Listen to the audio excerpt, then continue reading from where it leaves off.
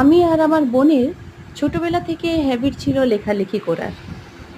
যে কোনো জিনিস আমাদেরকে দুঃখ দেয় বা খুশি দেয়, ওই যে ফিলিংসগুলোকে আমরা সুন্দরভাবে সাজিয়ে রাখতাম আমাদের ডায়েরির পাতায়, না হলে কোনো স্কুলের কপির পেছন দিকে।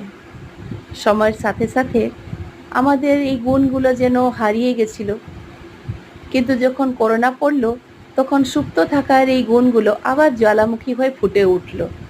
তখন ভাবলাম কিছু লিখে ফেলি। আর ওই সময় লেখা আমার কবিতাগুলো আমার ছেলেরা স্কুলে গান করেছিল, আবৃত্তি করেছিল, যেগুলো আপনাদের সঙ্গে আমি পরে একবার শেয়ার করব। কিন্তু আজকের দিনটি হচ্ছে আমার বড় ছেলের।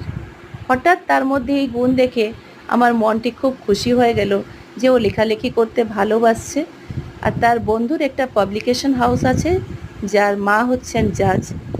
ওনারই পাবলিকেশন হাউসে ওর এই কবিতাটি আজকে পাবলিশড হয়েছে। পোস্টপিয়ন যখন এসে দিয়ে গেল বুকটি বাড়িতে, তারপরে এটা দেখার পরে আমি খুব আত্মবিভোর হয়ে উঠেছি। আর অনেক অনেক আশীর্বাদ করি